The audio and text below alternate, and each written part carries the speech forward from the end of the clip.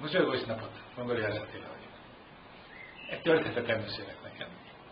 Egy cégvezető a születésnapját ünnepli, és ül az irodájában egész nap, és azon gondolkozik, hogy senki nem hívja fel őt. Egy e-mail nem érkezik, egy telefonhívást nem ér, senki nem köszönti fel a születésnapján. Már nagyon szomorkodik, és egyre depressziósabban válik, hogy hát ennyit ér, hogy az ő 55 éves születésnapján senki nem gondol rá. Se a család, se a gyerekei, se a felesége, se a barátai, se az üzlettársai, se a munkatársai.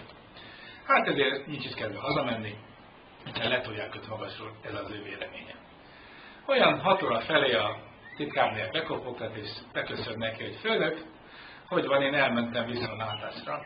Egyébként, ha van kedve velem, igyon meg otthon egy italt, mert igazából úgy van kedvem beszélgetni. Hát ez a menedzser azt mondja, hogy ha már mindenki letolt igazából engem egész nap, nincs mese, hát elmegyek legalább a titkárnőmmel, mert már volt olyan kedves és invitált ezen a nagy napon, amikor 55 éves vagyok. Elmennek ő hozzá, leülnek kellemesen a kanapéra, mondja, hogy tölteném mind a kettőmnek egy italt, addig én elmegyek és átöltözöm, kicsit frissítek magam.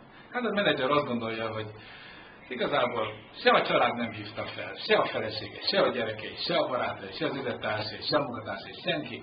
Itt van ezzel a kolléganőjével, mindig is tetszett neki, hát kitölt az italt, gondolkodik, hát nincs mese, nevetközik, hát itt a lehetőség, hogy na most végre valami buffelejtő örömöt találja. Nevetközik úgy, ahogy van, anyasőt messze, egyszer csak kipattan az ajtó, és Happy Birthday to you!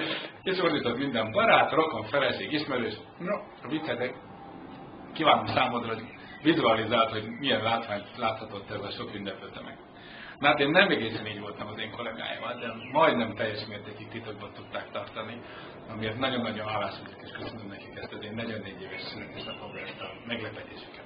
Hétfőn reggel az derült ki, egy coaching programot tartottam, amikor velem szemben Orbán Imre azt mondja, te, jönnek itt mindenféle e-mailek, hogy el ne áruljuk neked. Tudsz te erről valamit? Na, így derült ki számomra igazából, hogy valami turpisság van a dologban. Hát onnantól kezdve azt egyre másra jöttek az ismeretségek, és tényleg küldték nekem, hogy e-mailt hívtak fel, és sok-sok boldogságot kívántam. Én nekem. Így nem estem abban a helyzetben, mint az 55 éves menedzser ebben a vicces történetben. Ami nagyon-nagyon fontos számomra az pedig az, hogy köszönöm a sok-sok jó kívánságot itt a blogban, amit kaptam tőletek.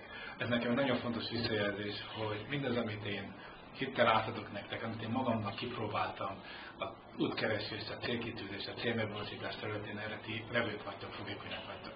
Bőven jön még csomó ötlet, bőven jön még tipp, sok móka, sok kacagás, hiszen én meggyőződésem az, hogy nevetve, mókázva, szórakozva tanulni sokkal könnyebb, jobb elviselni, és hogy belegondolni, hogy most ugye május közepe van, és szakad az eső, de egy tuti, hogy odafent a felhők fölött mindig süt a nap. És akkor egy utolsó ajándékot hadd mutassak meg, amit a kollégáimtól kaptam. Nézd meg jól, gondolom a borító ismerős, ez egy mutációja Bob Proctor, nem a Pénz boldogul című könyvének, amely jövő héten jön ki a nyomdából. Az én drága kollégáim saját magukat montírozták ide az amerikai dollár helyére, és az a lényeg, hogy nem a munka boldogít, ez a főcíme, és alcíme az, ahogy hogyan gondolkoznak Attiláról a kollégáim. És a kollégák észjárása sorozat egyes sorszámot viseli ez a kötet. És hogy mit írtak én rólam, az itt a blogban alul el tudod olvasni, ahogy a nők rólam vélekednek, és még nekem kívánnak még egyszer ennyi, hogy akár 3-szor ennyi évre is. Nagyon köszönöm a sok-sok szeretetet, jó kívánságot, amit én kaptam tőletek. Folytatjuk, és nektek is sok boldogságot kívánok. Ja, és még egy nagyon fontos gondolat, most debütált ugye a Pongor kiadónak a webshopja, a webáruháza, és nagyon szépen köszönjük a sok visszajelzést, és az is, hogy az én ajándékommal tudtunk megköszönteni benneteket, és jó néhányan igénybe vettétek ezt a kedvezményt. Kívánom, hogy szórakozva tanuljatok, sok hasznos dolog van benne, számíthatok mi ránk. Köszönöm a figyelmet.